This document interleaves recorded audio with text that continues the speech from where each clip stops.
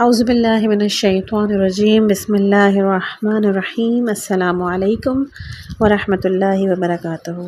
امید کرتی ہوں کہ آپ تمام اپنی زندگیوں میں خوش ہوں گے اور اپنے قدم خداوند متعال کی راہ کی جانب بڑھا رہے ہوں گے۔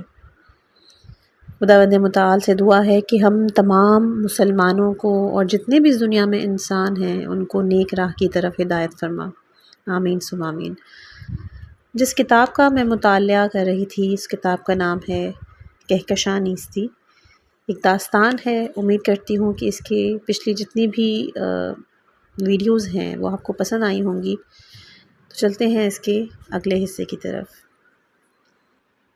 وَقَدْ خَلَقَكُمْ أَطْوَارًا۔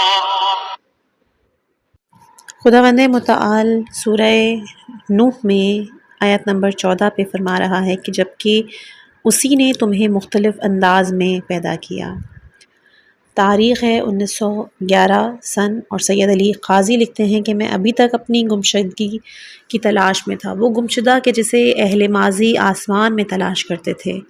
میں نے اس کا نقش قدم نجف کی تنگ اور تاریک گلیوں میں پا لیا تھا۔ سید قریش اور امام قلی کی تعلیمات میرے والد کے سینے سے میری روح میں اتر چکی تھی۔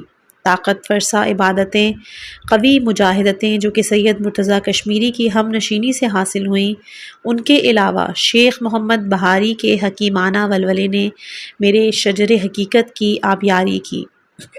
مراقبوں کو مسلسل ملحوظ خاطر رکھنا اور تمام حالات اور آمد و رفت میں خداوند متعال پر توجہ رکھنا سید احمد کربلائی کی جانب سے ہمیشہ کا تذکر تھا، لیکن میرا خیال میں اب بھی مجھ میں موجود تھا۔ وہ باتیں کرتا اور ختم نہیں ہوتا تھا۔ حقیقت کا مکمل جلوہ میں اپنے اندر کیوں نہیں پاتا؟ جہاں بھی میں قدم رکھتا میرا وہ اندرونی دشمن اور خیالی میں وہاں کیوں موجود ہوتا؟ میں خود سے آزاد کیوں نہیں ہو پا رہا؟ جہاں بھی بیٹھتا انانیت، اپنی خود پسندی کا رنگ وہاں موجود پاتا۔ گویا جس چوٹی بیاباں اور جس دشت میں بھی جاتا، یہ میں میرے وہاں پہنچنے سے پہلے اسے فتح کر چکا ہوتا تھا۔ میں خود سے آزاد ہو کر امور کو حقیقت ہستی کے سپرد کرنا چاہتا تھا، لیکن میری طلب اب تک مجھے مل نہیں پا رہی تھی۔ میرے لیے مکاشفات کی کثرت اس قدر واقع ہوئی کہ میں دنیا کے عالم کو برزخی عوالم کے ساتھ اور ایک کے اندر ایک دیکھتا تھا۔ ایک دن جس کمرے میں عبادت کرتا تھا اس سے باہر آیا، اس دالین کی سمت گیا جو صحن کے ساتھ تھا۔ دالان کے درمیان دیکھا کہ کوئی کھڑا ہے، کچھ غور کیا تو تعجب سے خود کو اپنے سامنے پایا۔ بس میں کون تھا اور وہ کون تھا؟ غور سے اس کے چہرے کو دیکھا۔ اس کے چہرے پر ایک کونے میں تل تھا جو میں نے اب تک اپنے چہرے پر نہیں دیکھا۔ حیرت اور تعجب کے عالم میں اس سے پیٹھ پھیری اور اپنے کمرے میں واپس چلا گیا۔ اندر داخل ہو کر سیدھا اس چھوٹے آئینے کی جانب گیا جو طاقچے پر رکھا تھا۔ زیادہ غور سے اپنے چہرے کو دیکھا، انتہائی عجیب۔ میرے چہرے پر وہ تل موجود تھا جس پر آج تک میں نے کوئی توجہ نہیں کی۔ وہی موقع تھا کہ میں جہاں بھی جاتا یا خود کو دیکھتا یا اپنے تعلقات اور وابستگیوں کو۔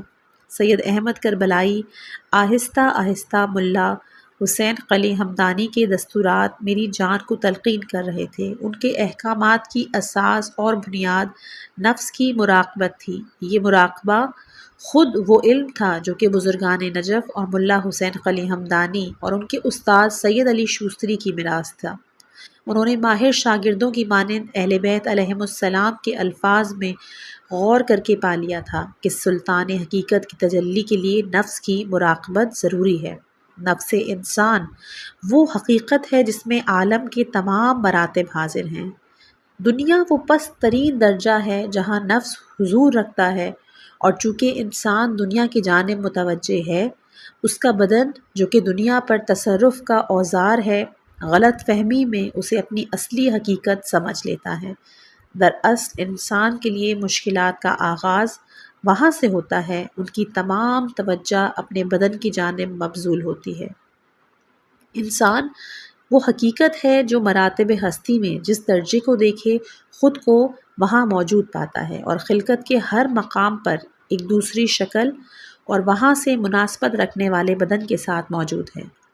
اگر وہ کثرتوں، ٹوٹ پھوٹ، بکھرنے اور دنیاوی تعلقات کی جانب متوجہ ہو تو خود کو مختلف موجودات کی عظیم کثرت کے درمیان پاتا ہے، کہ اپنی مشکلات کا کوئی واحد ربط اس قدر واقعات، تعلقات اور موضوعات سے نہیں پاتا کہ خود کو ان سے باہر نکال سکے۔ اگر مومن ہوتے ہوئے اس کا دل اب بھی دنیا کی جانب متوجہ ہو تو وہ خود کو دنیا کے عالم میں ہی پائے گا، لیکن اگر اپنی توجہ اپنے اس میں کی جانب مبذول کرے جو کہ ابھی عالم برزخ میں زندگی بسر کر رہا ہے اور وہاں موجود ہے، اچانک خود کو عالم برزخ میں مشاہدہ کرے گا اور اپنے برزخی بدن کی جانب متوجہ ہو جائے گا۔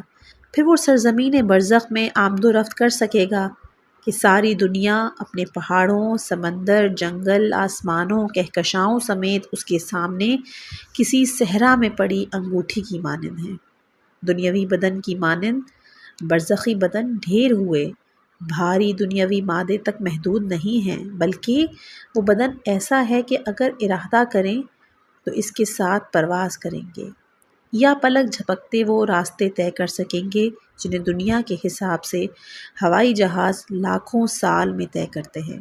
یہ تو صرف برزخ کی سرزمین ہے، وہاں دنیاوی مادہ کم رنگ ہے اور دنیاوی مادے کی حکومت سے زیادہ صورتوں کی حکومت ہے۔ وہاں کھانا کھا کر بھاری پن محسوس نہیں ہوتا، اور کھانا یا سونا آپ کو تھکن یا الجھن میں مبتلا نہیں کرتا۔ اگر آپ مومنوں میں سے ہوں تو آپ کے بدن کو کوئی بھی رنج، غم برداشت نہیں کرنا پڑتا۔ یہ سب آپ اس دنیا میں رہتے ہوئے محسوس کر سکتے ہیں، اور ہو سکتا ہے کہ اسی حالت میں جب آپ اس نازک اور پر رنج دنیاوی بدن میں قید ہیں، آپ کا برزخی جسم برزخی آسمانوں کے اطراف کی سیر کر رہا ہو۔ یہ وہ حالت ہے کہ اگر ذرہ برابر اس کی لذت کو اس دنیا کے تمام لوگوں میں تقسیم کر دیا جائے تو وہ اس شوق میں اپنی جان دے دیں گے۔ مقصد برزخی یا برزخی بدن نہیں ہے، بلکہ اس سے بالا تر عوامل ہیں۔ میرے استاد سید احمد کربلائی ان عوامل میں داخل ہونے کی تاکید کیا کرتے تھے، اور یہ کہ وہاں سے بھی گزر جانا چاہیے۔ عالم عقل یا نور، وہ عالم کے جس میں حقائق صورت اور مادے کے بغیر تجلی کرتے ہیں، اور جب تک کوئی اس میں داخل نہ ہو جائے اسے حقیقی معنوں میں سمجھ نہیں سکتا۔ صرف خداوند جانتا تھا کہ ان منزلوں تک جہاں تک میں جانا چاہتا تھا کس قدر راستہ ہے۔ میرے استاد عوالم برزخی پر توجہ کے لیے حلال و حرام کی مراقبت کے بہت زیادہ تاکید کرتے تھے، اور معتقد تھے کہ انسان جو بھی انجام دے اس میں اخروی فائدہ مد نظر رکھنا غیبی آسمانوں کی سمت شاہراہ کھلنے کا باعث بنتا ہے۔ ان کے بعد انہوں نے مجھے موت پر توجہ کا دستور دیا۔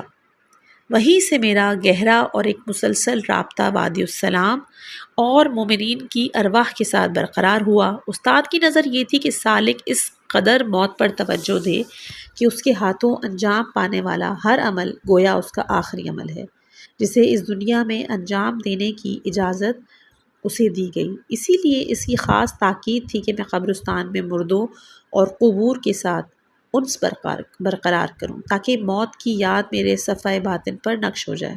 اس کام کی اس قدر تکرار اور اس حقیقت کو نفس میں اتنا رسوخ کرنا تھا کہ سالک اپنے آپ کو موت کے منہ میں دیکھنے لگتا تھا اور خود کو مردہ پاتا تھا۔ کسی قبر کو مد نظر رکھتے ہوئے، جیسا کہ روایات میں بیان ہوا ہے کہ خود کو مردہ سمجھتے ہوئے قبر پر کھڑے ہو کر اپنے بدن کو کفن اور دفن ہوتے ہوئے دیکھنا ہوتا ہے۔ انسان کو مرنے کے بعد جن خوفناک حالات کا سامنا کرنا ہوتا ہے ان کی خود کو تلقین کرے، خود کو دیکھے کہ وہ گڑ گڑا کر درخواست کر رہا ہے کہ اسے چھوڑ دے اور مٹی میں نہ ڈالیں۔ ان احوال کے تکرار کے ساتھ یہ مراقبہ کہ ہر عمل کا آخرت میں فائدہ ہونا چاہیے باعث بنتا تھا کہ نفس میں نور، معنویت اور حقیقت کی روشنی پیدا ہو جائے، جو اسے بدن پر مکمل توجہ کی ظالمانہ سلطنت سے باہر نکال دے اور سالک یاد مرگ کے قوت پانے سے خود کو سرزمین برزخ میں موجود پائے۔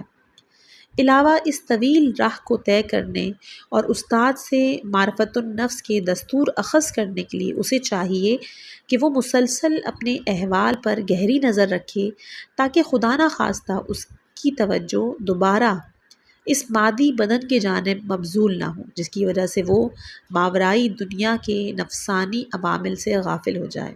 لیکن میں جس قدر بھی آگے بڑھتا یہی دیکھتا کہ اس میں نے حقیقت انسان میں کتنی زیادہ جڑیں پھیلا رکھی ہیں، کیونکہ انانیت اور خود پسندی عالم برزخ میں زیادہ آشکار ہوتی تھی، جہاں اختیار وسیع ہے، کوئی محدودیت موجود نہیں ہے۔ اس کے بعد کا ہدف یہ تھا کہ ان تمام عوامل کو نابود کر دیا جائے جس میں نفس اپنی جانب متوجہ رکھتا تھا۔ اس دن میں نے لباس پہنا، اگرچہ میری نظروں کے سامنے مکاشفوں کا سمندر ہو چکا تھا۔ میں عمامہ سر پہ رکھ کر سفر حج کی اجازت کے لیے اپنے استاد سید احمد کربلائی کے پاس جانے کے لیے گھر کے صحن سے دالان کی طرف گیا۔ وہیں جہاں میں نے اپنا جسم دیکھا تھا، میں نے نظر ڈالی تو وہ جگہ خالی تھی۔ حقیقت عجیب ہے، لوگ عوالم کو ایک دوسرے سے الگ سمجھتے ہیں، جبکہ عوالم بطون میں ایک دوسرے میں گتھے ہوئے ہیں۔ عوالم ہستی کے باہمی ربط کی کیفیت کو سمجھنا ان خاص اسرار میں سے ہے جن سے صرف سالک و عارف باخبر ہوتے ہیں۔ میں مسجد سہلا کی جانب چل پڑا جہاں سید احمد کربلائی زیادہ تر موجود ہوتے تھے۔ سہلا وہ سرزمین تھی جس میں ایسے مرد رفت و آمد کیا کرتے جس میں بہت سے ولی اللہ الاعظم اور قطب عالم امکان کی خدمت میں تشرف کا شہد بیداری، مکاشفے یا خواب میں چکھ چکے تھے۔ مسجد سہلا پہنچنے کے لیے شہر کی دیواروں کو بازار بزرگ کے آخری دروازہ کوفہ سے پیچھے چھوڑنا پڑتا اور وہاں سے آگے ریڑھی یا پھر تانگے پر سوار ہو کر یا پھر پیدل روانہ ہونا ہوتا۔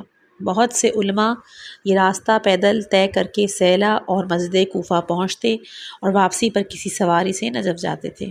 نجف، سہلا اور کوفے کے درمیان یہ جو آمد و رفت ان مقدس اماکن میں حضور کے علاوہ ایک عجیب تعمیری خصوصیات کی بھی حامل تھی۔ وہ راستہ جس میں نجف کی گرمیوں کا 50 ڈگری درجہ حرارت، صحرائے قیامت اور اس کی طاقت فرسا بھوک و پیاس کی یاد دلاتا تھا۔ نجف کا موسم بہت گرم تھا۔ نہر فرات اور بحر النجف نامی دریا جو کہ اس کے پشت پر واقع تھا، ان کی وجہ سے موسم گرم اور مرطوب تھا۔ راستے میں دکھائی دینے جو کوفہ اور نجف کی سڑک کے کنارے تک فرات کی پائیوں کی خبر دیتے تھے۔ دراصل نجف کو اس لیے نجف کہا گیا کیونکہ یہ سرزمین بالکل زیر آب تھی، اور جب پانی اترا اور خشک ہوا تو وہاں باقی کون رہ گیا؟ وہ بانس تھے، اور اس کا نام یہ راستہ وہیں تک پہنچتا تھا جہاں سے علماء فرات کے ساحل سے کربلائے معلیٰ کی جانب عازم سفر ہوا کرتے تھے، اور اسے طریق العلماء کہا جاتا تھا۔ جب میں اس راستے پر چلتا تو ان علماء کے نورانی نقش قدم دیکھتا جن میں سے ہر ایک نور اور تقوی کا ستون تھے، اور گویا اس سڑک کا چپا چپا خونی آنسوؤں سے بھرا ہوا تھا جنہیں مرکز عالم امکان حجت ابن الحسن عجل اللہ تعالیٰ فرجہ الشریف کے فراق میں بہایا گیا تھا۔ یہی وہ راستہ تھا جس پہ سید مہدی بحر العلوم جیسے لوگوں نے قدم رکھے اور اپنے مولا کے فراق میں شدید گریہ آہ و نالہ کیا۔ میں نے سنا تھا کہ سید مہدی بحر العلوم 18 سال تک ہر شب پیدل مسجد کوفہ جاتے، وہاں عبادت کرتے اور صبح اپنے درس کے لیے نجف واپس آتے تھے۔ ایسے ہی ایک شب جب وہ مسجد کوفہ جا رہے تھے، کوفہ اور سہلا کے دوراہی کے درمیان خوفناک آندھی چلنا شروع ہوئی۔ سید مہدی بحر العلوم نے جتنی بھی کوشش کی کہ وہ ہمیشہ کی طرح کوفہ جائیں، آندھی انہیں سہلا کی جانب دھکیل رہی تھی۔ آخر کار وہ سوچتے ہیں کہ شاید انہیں مسجد سہلا ہی جانا چاہیے، اور کوفہ جانے کی کوشش انہوں نے ترک کر دی۔ جب وہ سہلا پہنچے تو برآمدے میں داخل ہو کر دیکھا کہ مسجد تو خالی ہے۔ جب مسجد کے اندر گئے تو ایک مرد کو دیکھا جو انہیں دیکھ رہے تھے، اور یہ واقعہ حضرت امام زمانہ عجل اللہ فرجہ الشریف کی خدمت میں تشرف کا باعث بنا جو تاریخ میں یادگار ہوا۔ اذان مغرب کے نزدیک میں مسجد سہلا پہنچا۔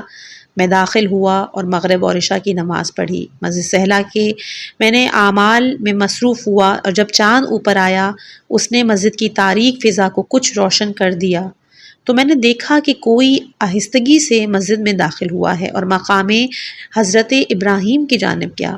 وہاں عبادت، نماز، نافلہ شب میں مصروف ہوا اور جب صبح کی اذان دی گئی تو نماز صبح ادا کی اور پھر طویل سجدے میں چلا گیا یہاں تک کہ سورج طلوع ہو گیا۔ میں نزدیک گیا، دیکھا عین الانسان، وہ انسان العین سید احمد کربلائی ہیں۔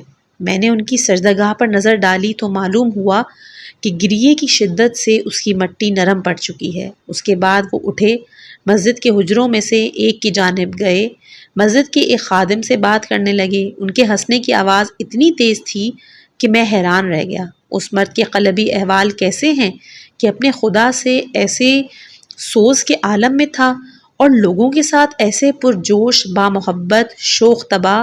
اگر کوئی اس حجرے کے پاس سے گزرتا تو یہی سمجھتا کہ کچھ لوگ تفریح میں مصروف ہیں۔ میں نے دستک دی اور داخلے کی اجازت چاہی۔ وہ میرے احترام میں اپنی جگہ سے اٹھے، کہا آقا سید علی طباطبائی پر سلام ہو۔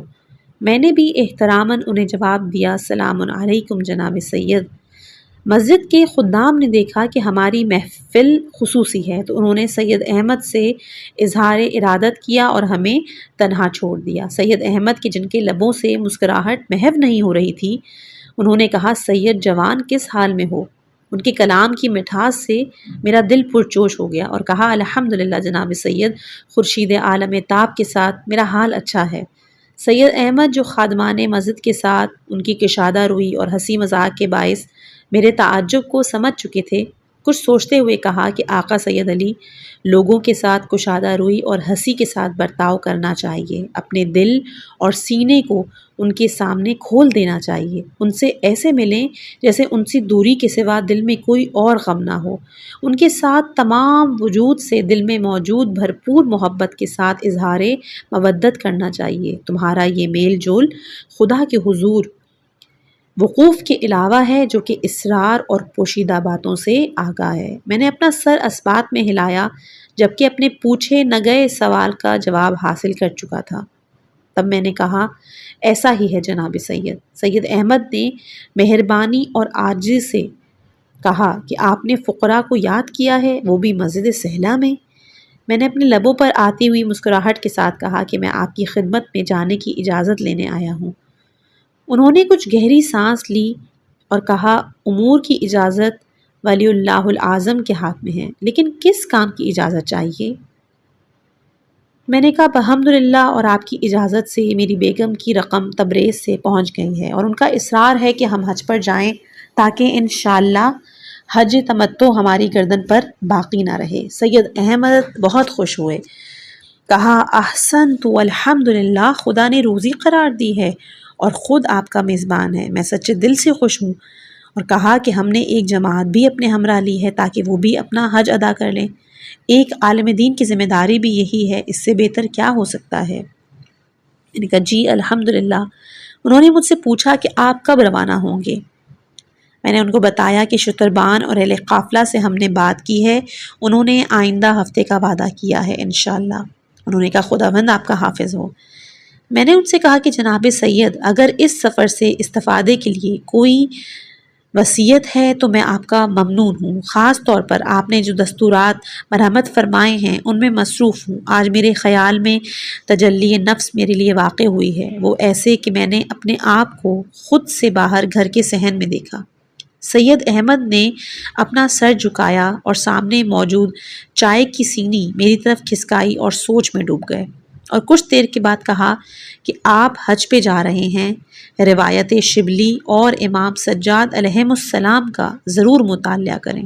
میں نے کہا چشم جناب سید، اس روایت میں معرفت نفس کے بارے میں دقیق نکات ہیں۔ سید احمد نے قندان سے قند نکالی اور کہا خداوند متعال قرآن کریم میں فرماتا ہے کہ اور ان کی مانند نہ ہو جانا جنہوں نے خدا کو بھلا دیا ہے، پس خدا نے بھی انہیں خود فراموشی میں مبتلا کر دیا۔ یہ سورہ حشر کی آیت نمبر 19 ہے۔ خداوند جب چاہتا ہے انسان کو اپنی جانب سے بے توجہی کے خطرات سے جگائے تو اسے عذاب سے نہیں ڈراتا، بلکہ کہتا ہے ان جیسوں کی مانند نہ بنو جنہوں نے خدا کو فراموش کر دیا ہے، اور اس کا نتیجہ یہ نکلتا ہے کہ وہ خود کو بھلا بیٹھے ہیں۔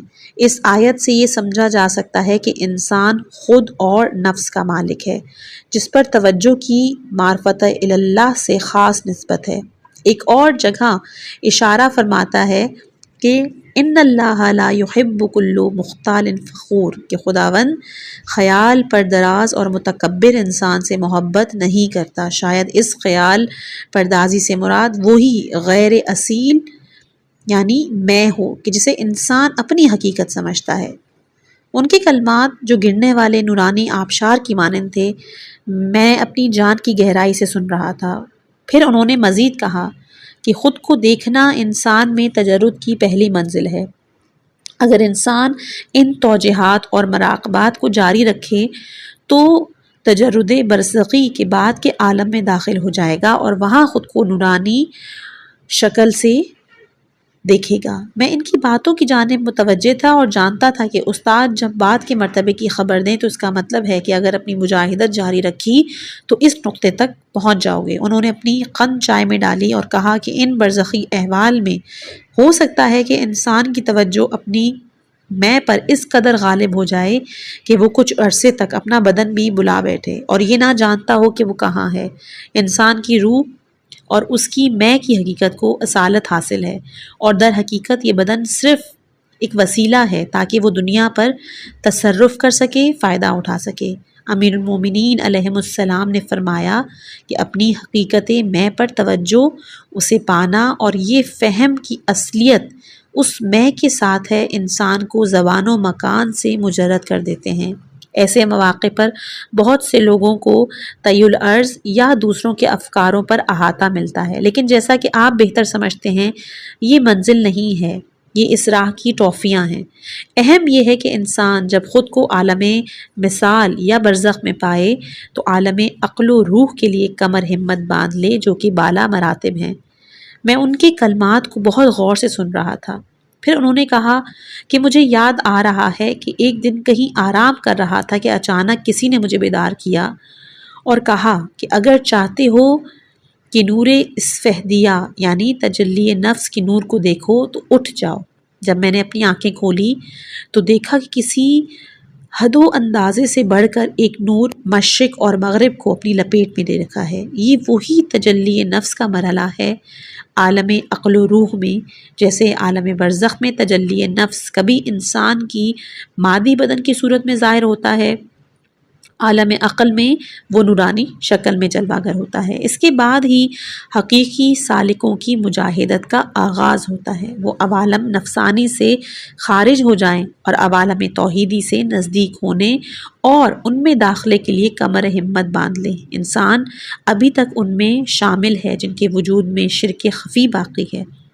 میں ان کے کلام کو سمجھ رہا تھا، اگرچہ عالی مرتبت کی جھلکیاں دیکھ رہا تھا، ان کی باتیں غور سے سن رہا تھا تاکہ ملا حسین قلی ہمدانی کے مکتب کے دستورات کے مطابق اس رستے کو طے کر سکوں۔ سید احمد نے قند اپنے منہ میں رکھی، چائے اٹھا کر محبت بری نگاہ کے ساتھ کہا، آپ کی چائے سید علی۔ میں نے بھی چائے اٹھائی، ہونٹوں سے لگائی۔ تب سید احمد نے کہا، راہ توحید صبر، گدائی، شکستگی اور مجاہدت سے عبارت ہے۔ انشاءاللہ اس راستے میں خدا آپ کی پشت پر ہے۔ سید احمد نے گفتگو اور نصیحتوں کے بعد آنے والے مراحل کے دستورات بیان کیے، یہ کہ نفس پر توجہ کیسے کروں تاکہ دنیا برزخ کی کثرتوں اور توجیہات سے نکل سکوں۔ سید احمد اس موضوع پر بہت تاکید کرتے تھے کہ یہ راستہ صرف اور صرف مراقبے کے ذریعے نتیجہ دیتا ہے۔ اگر انسان مراقبت نہ کرے تو ممکن ہے استاد سے یہ دستورات لے کر وہ صرف خیالی سیر کرے اور حقیقی شہود کے دریچے اس پر نہ کھولے جائیں۔ اس کے بعد بھلائی نہ جانے والی مہر و محبت کے ساتھ انہوں نے مجھے گلے لگایا، خاص انداز میں کہا کہ خدا تمہارے ساتھ ہو سید علی، اس سفر کے بعد تمہیں سخت امتحان درپیش ہے۔ انشاءاللہ امیر مومنان علی علیہ السلام کا دست ولایت تمہاری پشت پر ہو تاکہ اس امتحان سے سر بلند نکلو۔ میں نہیں جانتا تھا کہ ان کا مقصد کیا ہے۔ میرے خیال میں وہ سیر اللہ میں مبتلا امتحان کا دائمی قاعدہ بیان کر رہے تھے۔ زیادہ عرصہ نہیں گزرا کہ میں سمجھ گیا کہ خدا کے جلال جبروتی نے تلخ اور مرد ساز شراب میرے لیے مہیا کی ہے، جس کے نتیجے میری توجہ کو خود سے ہٹا کر آسمانی حقائق، اسماء اور صفات کی جانب پھیر دینا چاہتا ہے۔ ابتلا و مصیبت کے بغیر انسانی دنیا کا سلسلہ حقیقت ہستی پر گہری توجہ کے بغیر ناپختہ اور بے ثمر جاری رہے گا۔ خداوند خود مربی ہے اور اس کی قدرت اور اقتدار کا ہاتھ مجھے يخرج من بيته مهاجرا إلى الله ورسوله ثم يدركه الموت فقد وقع أجره على الله وكان الله غفورا رحيما۔ سورہ نساء آیت نمبر 100 پہ خداوند متعال فرما رہے ہیں کہ جو بھی راہ خدا میں ہجرت کرے گا، جو اپنے گھر سے خدا اور رسول کی طرف ہجرت کے ارادے سے نکلے گا، اس کے بعد اسے موت بھی آ جائے گی تو اس کا اجر اللہ کے ذمے ہے۔ یہاں پر رخشندہ سادات 1912 اور 13 ہجری میں فرماتی ہیں کہ ہم نے سید علی کے ساتھ مل کر قافلہ بنایا تھا اور کچھ عرصہ ہوا تھا کہ نجف سے مکے کے درمیان کا راستہ طے کر کے ہم اس مقدس شہر پہنچے تھے۔ کاروان میں مختلف عرب اور ایرانی افراد شامل تھے۔ رقیہ، فاطمہ اور زینب اب بڑی ہو چکی تھیں اور سب سے بڑی بیٹی کی شادی کی عمر ہو گئی تھی۔ سید مہدی بھی تقریباً 10 سال کا تھا اور اپنے والد کے ساتھ ایک چھوٹے مرد کی طرح چلتا تھا۔ ان وقتوں میں جب کوئی بیت اللہ حرام کے لیے روانہ ہوتا تو اسے جانے آنے میں سال بھر لگ جاتا تھا۔ حج کے سفر سے کچھ پہلے میں متوجہ ہوئی کہ حاملہ ہوں اور اس تمام راستے کو یوں طے کیا کہ 5ویں فرزند کے دنیا میں آنے کی منتظر، اور سید علی بھی میرے حوالے سے پریشان تھے۔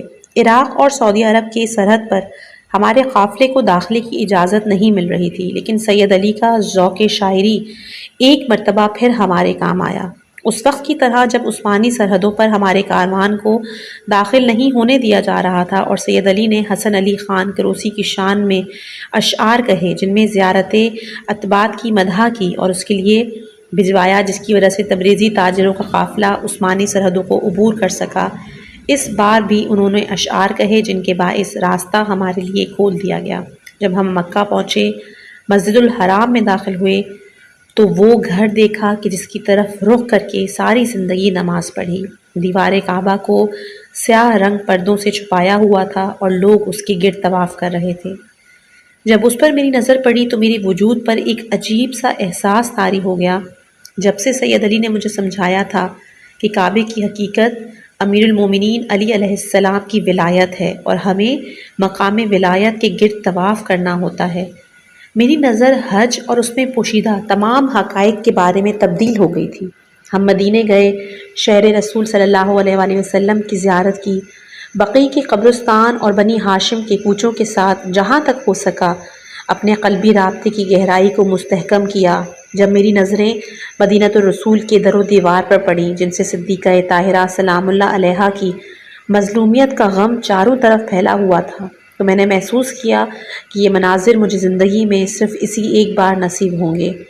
میں نے خود کو جی بھر کر اپنی مادر سیدہ بانو تمام عالم اور اپنے اجداد و طاہرین کی ملکوتی خوشبو سے سیر کیا۔ میں انہیں اپنے تصور میں دیکھ رہی تھی کہ وہ ہمیں خوش آمدید کہہ رہی ہیں اور ہم پر محبت بھری عنایت رکھتی ہیں۔ جب ہم مدینے سے دوبارہ مکے کی طرف واپس ہوئے اور حج تمتع کے لیے آمادہ ہو رہے تھے تو میں نے محسوس کیا کہ میرا بچہ اب دنیا میں آنا چاہتا ہے۔ حج ادا کرنے کے بعد میرے چھوٹے بیٹے سید محمد تقی کی مکے میں ولادت ہوئی۔ وہ بیٹا کہ جس کے ماں باپ تبریزی اور امیر المومنین علی علیہ السلام کے ہم جوار تھے، اور وہ خود اس شہر میں پیدا ہوا کہ جس میں سلطان ولایت نے آنکھ کھولی تھی۔ ہم کافی عرصہ مکہ میں رکے، یہاں تک کہ ہماری جمع پونجی ختم ہونے لگی۔ آہستہ آہستہ سختی اور رنج دوبارہ بچوں کے چہروں پہ رمایاں ہونے لگا۔ سید علی ہمارے بیٹے کو مکی کہتے تھے۔ میرا اصرار تھا کہ میرے بھائی کو تاڑ دے دیں تاکہ میں تبریز میں موجود دوسرے قصبے بھی بیچ کر ان کی رقم ارسال کر سکوں۔ میرا بیٹا سید محمد تقی کمزور سے کمزور تر ہوتا جا رہا تھا اور اس کا بہترین علاج یہ تھا کہ عربستان کے ٹھنڈے علاقوں اور ایسی جگہوں پر جو نہروں کے کنارے ہوں ہم چلے جائیں، لیکن ہم کیا کر سکتے تھے؟ نہر کے کنارے موجود کمروں کا کرایہ ہمارے لیے مشکل تھا، جو کہ رات بھر کے لیے 3 یا 4 قران تھا۔ اگرچہ سید محمد تقی کی حالت بہتر ہونے کے اسباب موجود تھے، لیکن ہم اسے نہر کے کنارے نہیں لے جا سکتے تھے۔ سید علی نے خط لکھا، لیکن چونکہ اس میں بہت وقت لگتا تھا کہ رقم ہم تک پہنچے، ہم نے مکہ اور عربستان میں سخت وقت گزارا۔ آہستہ آہستہ مجھ پر کمزوری آنے لگی، میں شدید مرض میں مبتلا ہو گئی۔ ولادت کے بعد سے اپنی پہلی والی حالت پر میں واپس نہیں آ سکی۔ عربستان کی آب و ہوا بھی میرے مزاج سے سازگار نہیں تھی اور آہستہ آہستہ میری حالت بگڑتی گئی۔ سید علی نے جب یہ صورتحال دیکھی تو کچھ قرض لیا اور ہم نجف روانہ ہوئے۔ میری جسمانی سلامتی روز بروز کمتر ہوتی جا رہی تھی، میرا بدن لاغر ہوتا جا رہا تھا، دودھ بھی نہیں تھا جو نوزاد کو پلا سکتی، جس کی وجہ سے اس کی حالت بھی اچھی نہیں تھی۔ سید علی نے تمام مشکلات اور تنگ دستی کے کاٹ ڈالنے والے خنجر کے باوجود جو ان کے پیکر پر خراشیں ڈال رہا تھا، بہت مجھ پر مہربانی کی اور کہا، الحمدللہ علویہ خانم نے اپنی آرزو پالی، انہوں نے حج کر لیا۔ مجھے یہ سن کے مزہ آیا، لیکن میری کمزوری، میری بدحالی نے خوش ہونے کی مجال مجھ سے چھین لی۔ سید علی سے جو کچھ ہوا انہوں نے انجام دیا۔ دوبارہ میرے اسرار پر میرے بھائی کو تار بھیجا اور ان سے کہا کہ عربستان کی آب و ہوا مجھے راس نہیں آئی، میں بستر علالت پر ہوں۔ سید نے میرے بھائی کو لکھا کہ 9 دن ہو رہے ہیں علویہ بستر بیماری پر ہیں، ان کی حالت اچھی نہیں، خدا جانتا ہے ان کے دل پر کیا گزر رہی تھی۔ جبکہ سید محمد تقی کہ جو چند مہینوں سے زیادہ کا نہیں تھا، اپنی آغوش میں لے رکھا تھا اور کبھی وہ مجھے دیکھتے، کبھی اپنے چھوٹے چھوٹے بچوں کو دیکھتے، میرا دل ان کے لیے کرتا تھا۔ میرے قلب میں ایک عمیق احساس کہتا تھا کہ جو ولایت امیر المومنین کے راستے پہ چلنا چاہے، اس کے لیے عظیم دکھوں کا ایک معمولی سا ہی صحیح حصہ چکھنا ضروری ہے۔ بچے میرے بستر کے ایک گرد بیٹھ جاتے، روتے۔ جو سید علی کے بس میں تھا انہوں نے کیا، طبیب، ڈاکٹر، دوائیاں۔ ان کا کہنا تھا کہ وضع حمل کے بعد کی کمزوری لگ رہی ہے، لیکن ایسے کہ میری روح جیسے عزم سفر رکھتی ہے۔ میرا دل چاہتا تھا کہ امیر المومنین علی علیہ السلام کی زیارت کو جاؤں، اگر اس عالم سے مجھے جانا ہے آخری بار ان کی زیارت کر لوں، لیکن دست تقدیر نے زیارت کو کچھ اس طرح میرا نصیب کیا کہ میرے تصور سے باہر تھا۔ آخر کار بین الطلوعین نماز صبح بستر سے بیٹھ کر ادا کرنے کے بعد میں نے ایک مرد کو اپنے سامنے دیکھا جس کا چہرہ بہت ہی خوبصورت اور پرکشش تھا۔ میں نہیں جانتی تھی کہ وہ صاحب کہاں سے گھر میں آئے۔ انہوں نے بغیر کسی تمہید کے کہا، روانگی کا وقت ہے خانم۔ میں تشویش میں مبتلا ہو گئی، وہ مجھے کہاں لے جانا چاہتے ہیں؟ سید علی کہاں ہیں؟ میرے بچوں کا کیا ہوگا؟ فوراً ہی میں نے دیکھا کہ ایک جلیل القدر سید کہ جن کے چہرے کی ہیبت اور خوبصورتی ازل اور ابد نے نہیں دیکھی ہو، میرے سرہانے آ گئے۔ پھر آہستہ آہستہ میرے بستر کے نزدیک کئی افراد جمع ہو گئے، جن میں ہر ایک کی صورت سے درخشاں نور آسمان کی طرف جا رہا تھا۔ کمرہ مرکز کہکشاں کی مانند نور سے بھر چکا تھا، جس کی چمک دمک آنکھوں کو خیرہ کیے دے رہی تھی۔ اس جلیل القدر سید نے اس جوان سے کہا کہ میری بیٹی کی روح آرام سے قبض کرو۔ کتنی ہیجان انگیز اور اطمینان بخش آواز تھی۔ جب وہ بات کرنے کے لیے لب کھولتی تو جیسے تمام ہستی ان کے ساتھ مترنم ہو گئی۔ میں نے آرام سے زیر لب کہا، اشہد ان لا الہ الا اللہ واشہد ان محمد رسول اللہ واشہد ان علی امیر المؤمنین وابناء المعصومین حجت اللہ۔ روح قبض کرنے والے جن کا چہرہ مہربان اور مسکراہٹ میں تھا، انہوں نے اپنا ہاتھ کچھ فاصلے سے پیر سے سر کی جانب پھیرا اور اچانک میں نے دیکھا کہ میں اپنے بستر پر لیٹی ہوئی ہوں اور میری آنکھیں بند ہیں۔ میں جان دے چکی تھی، لیکن مجھے یقین نہیں آ رہا تھا کہ مرنا ایسا ہوتا ہے۔ میں نے تو سن رکھا تھا کہ مرنے کا وقت سخت ہوتا ہے، لیکن گویا وہ جلیل القدر سید کہ جن کا چہرہ خورشید کی مانند جگمگاتا تھا، ان کی نصیحت کے طفیل موت میرے لیے آسان ہو گئی تھی۔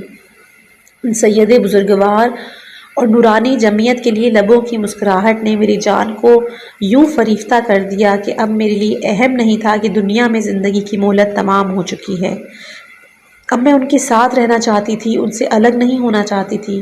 اچانک ان بزرگوار نے کہا، میری بیٹی پریشان نہ ہو، تمہارے پیکر کی جگہ۔ مجھے امیر المومنین علی علیہ السلام کا وہ شعر یاد آیا جسے سید علی عموماً زیر لب تکرار کیا کرتے تھے۔ امیر المومنین علی علیہ السلام کہتے ہیں، اے حارث ہمدانی، جو بھی مر جائے وہ مجھے اپنے سامنے موجود پائے گا، چاہے وہ مومن ہو یا منافق۔ یہ شعر کا ترجمہ ہے۔ درست تھا، نسیم آسمان اور ولایت امیر المومنین کی تجلی ہمارے مختصر حجرے کی مہمان بنی۔ میں انہی احوال میں تھی کہ میں نے محمد تقی کے رونے کی آواز سنی۔ تب میں بے چین ہو گئی۔ جب میں اپنے حواس میں آئی تو وہ انوار موجود نہیں تھے اور میں اپنے ہیجان پیکر کے ساتھ کمرے میں تنہا رہ گئی۔ جن دردوں کے باعث میں بستر پر تڑپتی تھی وہ نہیں ہیں۔ میں سکون اور آزادی محسوس کر رہی تھی، خوش تھی، اور میرے لیے واضح ہو چکا تھا کہ میں اب بدن نہیں، بدن تو ایک سواری تھا کہ دنیا کی زندگی میں جہاں آنا چاہتا ہو وہ اس سے استفادہ کرے۔ میں ایک دوسری حقیقت تھی اور اب اس سواری اور جسم سے میری وابستگی ختم ہو چکی تھی اور مجھے اپنی برزخی زندگی کی مسافرہ بننا تھا۔ سید علی نے محمد تقی کو گود میں لیا اور سراسیمہ کمرے میں آئے، گویا انہیں میرے جانے کی خبر تھی۔ سورج طلوع ہونے والا تھا، آسمان کی سرخی کھڑکی سے کمرے میں آ گئی۔ میں آرام اور سکون سے ایک کونے میں کھڑی تھی اور سید علی اور اپنے پیکر کو دیکھ رہی تھی۔ محمد تقی ایسے رو رہا تھا، میری مادرانہ محبت مجھے اس کی جانب کھینچ رہی تھی۔ میں نے سید علی کو دیکھا اور کہا، بچہ مجھے دے دیں، لیکن جیسے انہوں نے سنا ہی نہیں۔ وہ میرے سرہانے آئے اور بیٹھے، مجھے آواز دی، رخشندہ سادات۔ تب میں نے کہا، جانم سید علی، لیکن سید علی نے میرے جسم پر نظریں جمائی ہوئی تھیں۔ انہوں نے میرے چہرے پر ہاتھ پھیرا، کہا، رخشندہ۔ میں نے پھر جواب دیا کہ میں یہاں ہوں سید علی۔ سید محمد تقی نے جیسے میری آواز سن لی ہو، اس نے رونا بند کر دیا اور وہاں دیکھ رہا تھا جہاں میں کھڑی تھی۔ سید علی کو بچے کے پرسکون ہونے سے تعجب ہوا۔ انہوں نے اپنا ہاتھ میرے جسم پہ رکھا اور اسے کچھ ہلایا، کہا، رخشندہ، میری پیاری رخشندہ۔ میں سمجھ رہی تھی کہ وہ میری آواز نہیں سن رہے۔ میرا دل ان کے لیے کڑ رہا تھا، انہیں 5 چھوٹے بچوں کے ساتھ زندگی بسر کرنی تھی۔ میں آنسوں کے قطرے دیکھے جو ان کے چہرے پر بہنے لگے اور میرے جسم پر گرے۔ اپنا سر میری صورت پہ رکھا، آتش دل کے ساتھ، جو کہ بچوں کی یتیمی اور یار سفر کو کھو دینے کی حکایت بیان کر رہی تھی، رونا شروع کیا۔ بچے آہستہ آہستہ نیند سے جاگے، میرے سرہانے آئے۔ میری معصوم بیٹیاں میرے جسم کے ارد گرد حلقہ بنائے ہوئے تھیں، پھوٹ پھوٹ کے رو رہی تھیں۔ میں کہنا چاہتی تھی کہ میں یہیں ہوں، تمہارے پاس ہوں، لیکن عالم برزخ دنیا سے بالا تر ہے، وہ میری آواز نہیں سن رہے تھے۔ کمرہ رنج اور غم سے بھر چکا تھا، میرا بے جان جسم بستر پہ پڑا تھا۔ اچانک میں نے سید علی کی آواز کی جانب میں متوجہ ہوئی اور ان کی نظریں میری جانب تھیں۔ مجھے لگا جیسے وہ مجھے دیکھ رہے ہیں۔ میں ان کے پاس گئی جیسے وہ اپنے قلب میں کھل جانے والی دوسری آنکھ سے دیکھ رہے ہوں اور مجھ سے بات کر رہے تھے۔ میں نے ان کی آواز سنی، میری رخشندہ۔ یہ جان کر کہ وہ مجھے دیکھ رہے تھے، میری آواز سن رہے تھے، میری روح میں ایک ولولہ آ گیا۔ میں نے کہا، سید علی، آپ میری آواز سن رہے ہیں؟ انہوں نے کہا، تم کتنی جلدی مسافر بنی، مجھے تنہا چھوڑ دیا۔ بس وہ مجھے دیکھ رہے تھے، وہ جب بھی چاہتے سرزمین برزخ میں داخل ہو سکتے تھے۔ میں نے خوش ہو کے کہا، میں کہیں بھی نہیں ہوں، یہیں آپ کے پاس ہوں۔ سید علی کے جن پہ چہرے پر آنسو تھے، کہا، میں جانتا ہوں میری رخشندہ، لیکن بچوں کے رونے کی آواز کمرے میں آ رہی تھی اور سید علی اس طرح اپنی سیاہ آنکھوں سے آنسو بہا رہے تھے، بچوں کو تسلی دے رہے تھے۔ انہوں نے رات تک کا انتظار کیا اور جان پہچان والے آ گئے، سب رو رہے تھے۔ میرا بدن اٹھا کر ایک تابوت میں رکھا گیا۔ میں بچوں کے پاس گئی، ان کے سروں پر ہاتھ پھیر کر ان کو پرسکون کرنا چاہ رہی تھی، لیکن جیسے وہ مجھے نہیں دیکھ رہے تھے۔ رات بیتی، ہمارے چھوٹے سے گھر نے وہ شب ماں کے بغیر بسر کی۔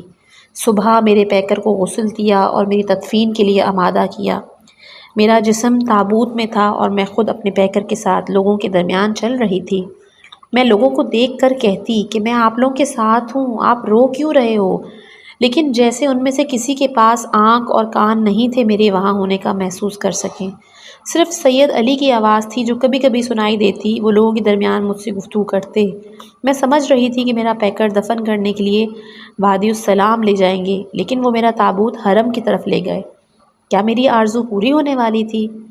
جب میری نگاہ گنبد مطہر پر پڑی تو میں نے نور کا ایک ستون دیکھا، پورے حرم سے آسمان کی جانب جا رہا تھا، گویا میرے مثالی بدن کی آنکھیں حرم امیر المومنین کی برزخی صورت دیکھ رہی تھی۔ بہت بعد میں مجھے سمجھ میں آئی کہ برزخ میں داخلے کا مطلب صرف کسی سرائے میں داخل ہو جانا نہیں، بلکہ وہ ایک ایسا مقام ہے کہ جس کی گہرائی میں مسلسل اضافہ ہوتا ہے اور دنیا کے مادے کے بغیر مزید حقائق اس میں ظاہر ہوتے ہیں۔ گویا برزخ بھی ایک مدرسہ تھا جس میں انسان آہستہ آہستہ اپنے تعلقات سے آزاد ہوتا ہے۔ ان وابستگیوں سے جتنا زیادہ دور ہوتا ہے، حقائق کی تجلی اتنی ہی عمیق اور بے حجاب ہوتی ہے۔ کچھ ہی دیر میں مجھے معلوم ہوا کہ سید نے حرم مطہر کے صحن کے ایک حجرے میں میرے لیے قبر خریدی ہے اور مجھے وہاں دفن کیا جانا ہے۔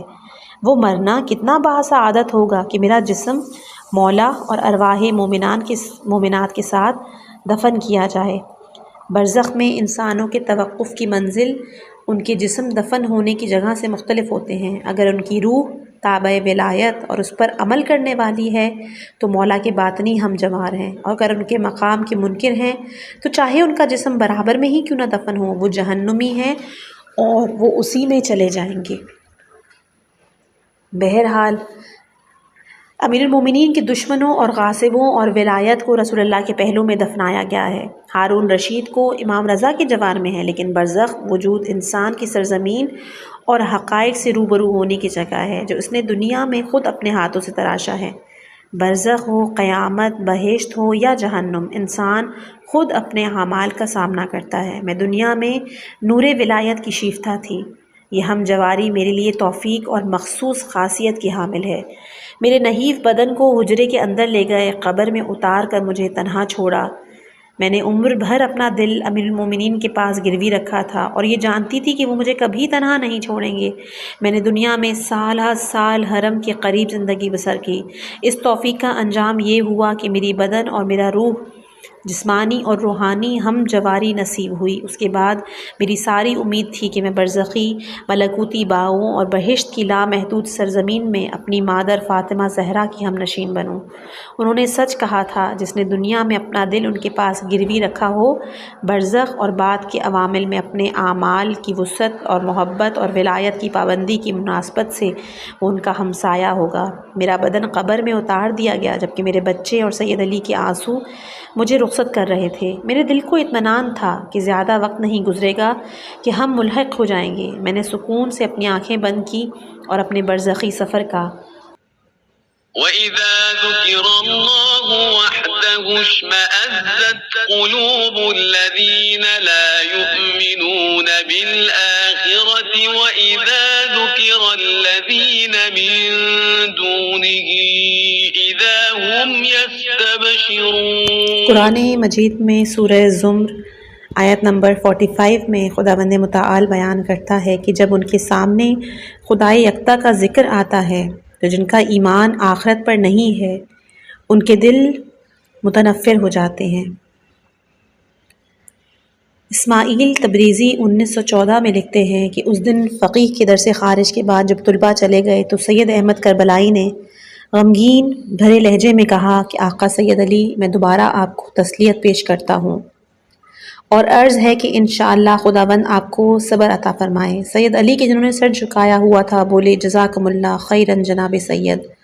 میں جو وہاں موجود تھا ان استاد اور بزرگ کی گفتگو سن رہا تھا۔ سید احمد نے اپنا ہاتھ سید علی کے کندھے پہ رکھا اور کہا، جو بھی تھا وہ منظر اور چشم الہی سے ہے۔ سید الشہداء نے روز عاشوراء جب علی اصغر علیہ السلام کا گلا اس غیر انسانی طریقے سے کاٹ ڈالا گیا تو آسمان کی جانب بلند کر کے فرمایا کہ خداوندہ، یہ مصیبت مجھ پر آسان ہے کیونکہ تیری بارگاہ منظر اور نگاہوں کے سامنے واقع ہوئی ہے۔ انہوں نے کہا، جی استاد ایسا ہی ہے، لیکن استاد نے بولا کہ جو نہیں جاننا چاہے وہ یہ ہے کہ خداوند ان مصائب کے ذریعے نفس کی توجہ کو اس عالم سے جہاں انسان ہے توحیدی عوامل اور اپنی ذات مقدس کی جانب مبذول فرماتا ہے۔ اطمینان رکھو کہ یہ بلا اور دوسری مشکلیں نظام ہستی میں حساب کتاب سے ہیں اور سب کی سب تمہاری روح اور توحیدی اور ادراکات کی ترقی اور ارتقاء کی خاطر ہیں۔ تب سید علی مسکرائے کہا میں اس بشارت پر آپ کا شکر گزار ہوں۔ سید احمد نے سید علی پر ایک عمیق نظر ڈالی اور پھر سید ابو الحسن لواسانی کی جانب متوجہ ہو جانا چاہتے تھے، ان کی طرف دیکھ کر کہا آقا سید ابو القاسم؟ انہوں نے کہا جی جناب سید۔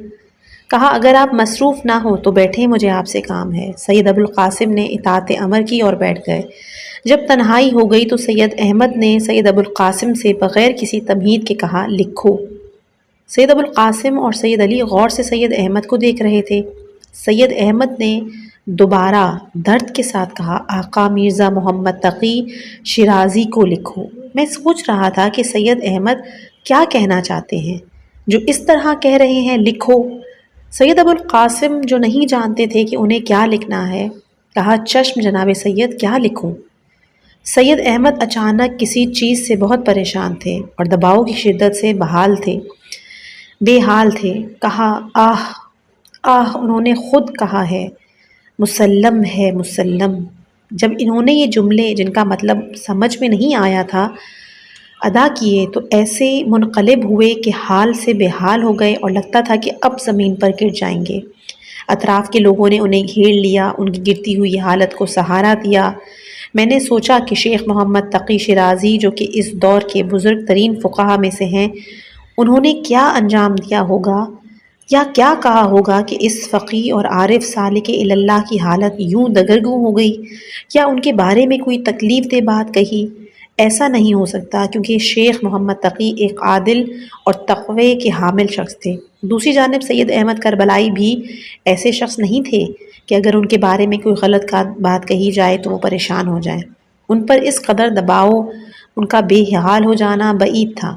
سید علی سید احمد کی پشت کو سہلا رہے تھے، ان کی حالت سنبھل جائے۔ سب لوگ حیران پریشان خاموشی سے منتظر تھے کہ سید احمد کی حالت بہتر ہوئی کہ وہ بتائیں کہ شیخ محمد تقی شیرازی نے ان کے ساتھ کیا کیا ہے جس کی وجہ سے بے ہوش ہونے کے قریب تھے۔ میں اٹھا، طاقچے سے پیالہ لا کر سید علی کو دیا تاکہ وہ انہیں پانی پلا دیں۔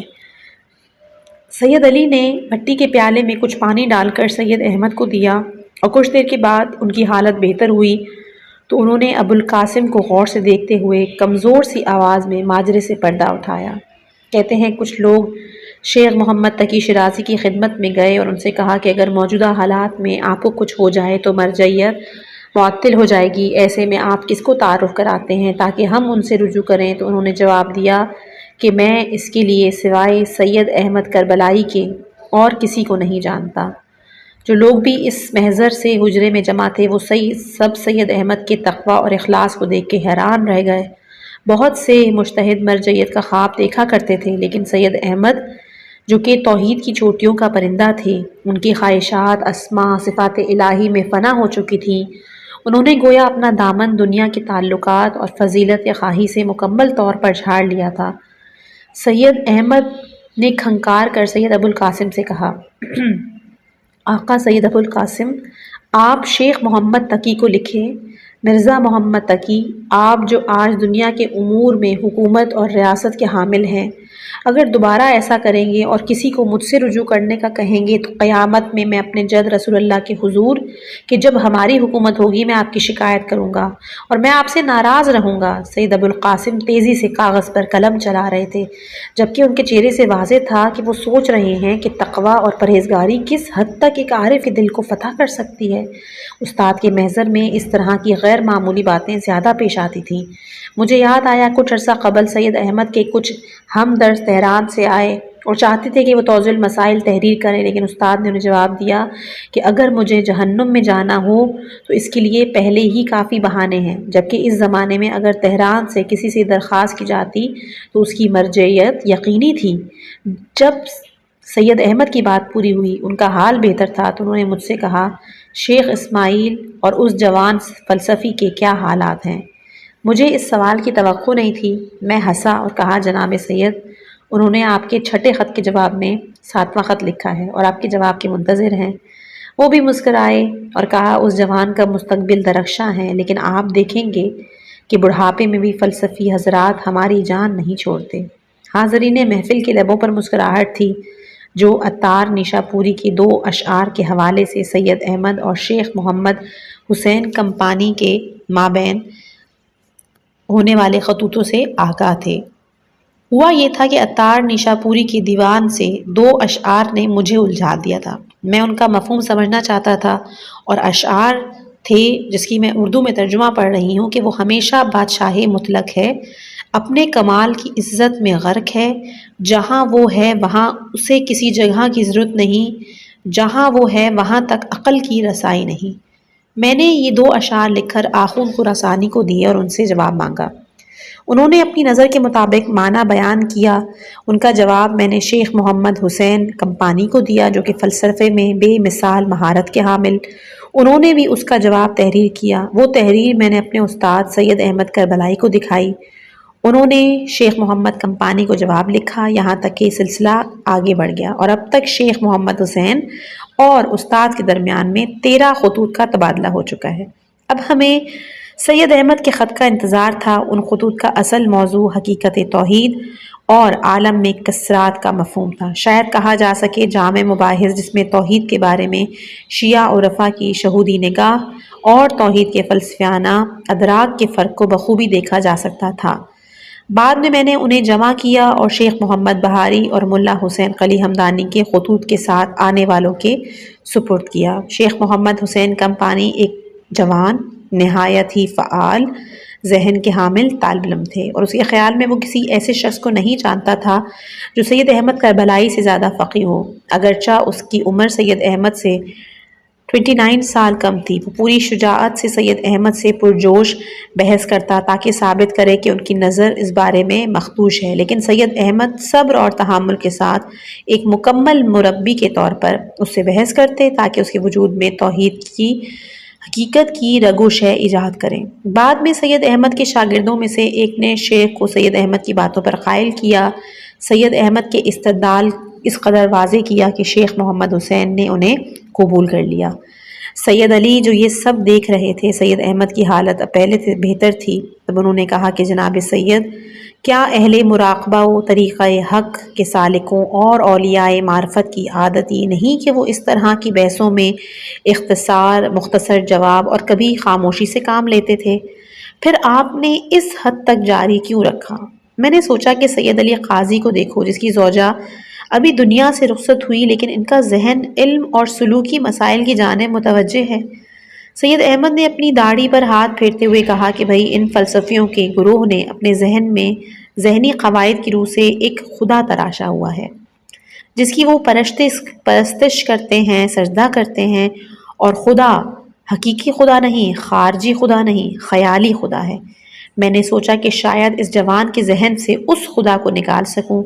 یہ میرے لیے بہت دلچسپ اور عبرت انگیز تھا کہ سید احمد توحید کے حوالے سے اس قدر دلسوز تھے کہ چاہتے تھے کہ لقاء اللہ تک پہنچیں اور اسماء اور صفات کی شہودی ادراک حاصل کرنے میں خدا کے تمام بندوں کے ساتھ ایک دسترخوان پر موجود ہوں، اور جو کچھ جانتے ہیں وہ حتی المقدور انہیں القا کریں۔ ان کا کہنا درست تھا کہ انہوں نے اپنی تحریروں میں 2-3 جگہ کوشش کی، سخت الفاظ میں ہی صحیح، شیخ محمد حسین کو ان کی غلطی کی جانب متوجہ کریں۔ اپنے چوتھے خط میں انہوں نے لکھا تھا، اور ان بیانات سے معلوم ہوا کہ یہ سب باتیں توحید خاص تک نہ پہنچنے کا نتیجہ ہے۔ یہاں شعر کا ایک ترجمہ ہے کہ میرے اور آسمان کے چاند میں زمین و آسمان کا فرق ہے، یعنی ذات اقدس کے چہرے کا سب سے بڑا حجاب عبارات پر توجہ اور معانی اور حقائق کو بھلا دینا ہے، بلکہ اس متکلم کے ادراک کی انتہا فعل الہی کی توحید ہے، اور وہ اب تک فعل الہی کو پہچان نہیں پایا، نہ ہی ذات اور اسماء صفات کی توحید کو۔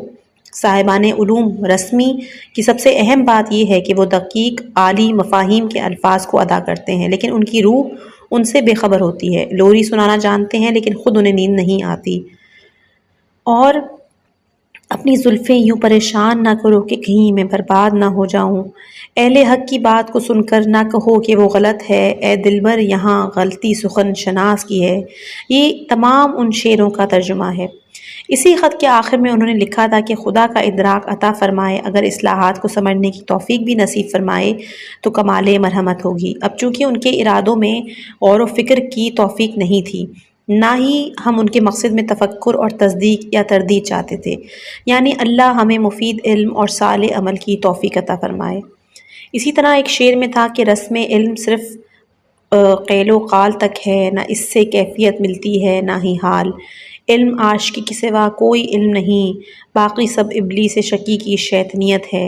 سید نے کافی عرصے بعد ان کا آخری خط پڑھا اور اس میں اپنی بات پر اصرار دیکھا تو لکھا: بسم اللہ الرحمن الرحیم، بیانات کی تکرار اور براہین کثرت حقیقی کے اسبات پر ان بزرگوار کے اصرار پر بحمدللہ اس حقیر پر واضح اور آشکار ہوا کہ وہ شخص جس کا بیان ذوق کے خلاف تھا درست نہیں تھا۔ آپ نے جو براہین بیان کیے اور ضروری معاملات کہ ان کا اس شخص پر کوئی اثر نہیں ہو رہا، گویا خدا نے اس کی آنکھوں کو غیر خدا کی وجہ سے اندھا کر دیا، خدا اس کے اندھے پن میں اضافہ فرمائے۔ محدثان عالم انتہائی قلیل تعداد میں ہیں، عرض ہے کہ سب خرابیوں کا توہم کثرت دیکھنے اور آفتاب حقیقت کے طلوع نہ ہونے کے باعث ہے، مہکدہ حمام نہیں ہے۔ اب یہ ابو علی سینا کی طرف ایک اشارہ تھا کہ جناب حق اس سے بزرگ تر ہے کہ اس تک پہنچنے کی راہ ہر وارد ہونے والے کے لیے مہیا ہو، لہٰذا ان بزرگوار کو زحمت دینا اوقات شریف ضائع کرنے کے مترادف ہے۔ السلام علی من اتبع الہدی والسلام علیکم ورحمۃ اللہ وبرکاتہ۔ یہی وجہ تھی کہ انہیں سید احمد کربلائی واحد العین یعنی ایک آنکھ والے کہا جاتا تھا، اگرچہ ان کی ایک آنکھ بیماری کی سبب بھی ضائع ہو گئی تھی۔ اس بارے میں وہ استحسان سے کام لیتے تھے کہ میری ایک آنکھ ہے، میں واحد دیکھتا ہوں، دوسروں کی مانند بھینگا تو نہیں ہوں۔ ان کے اس کلام کا مطلب یہ تھا کہ ان کی آنکھ عالم کو توحیدی نگاہ سے دیکھتی ہے۔ جی ہاں، اس سنگین قلم کے بعد نتیجہ یہ نکلا کہ شیخ محمد حسین کمپانی توحید اور معرفت النفس کی راہ طلب کرے۔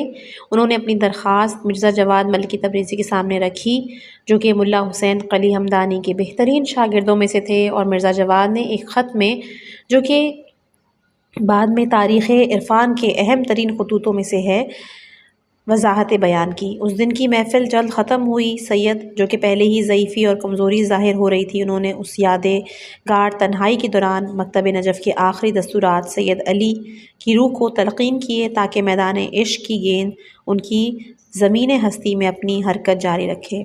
امید کرتی ہوں کہ آج کا ویڈیو آپ کو پسند آیا ہوگا۔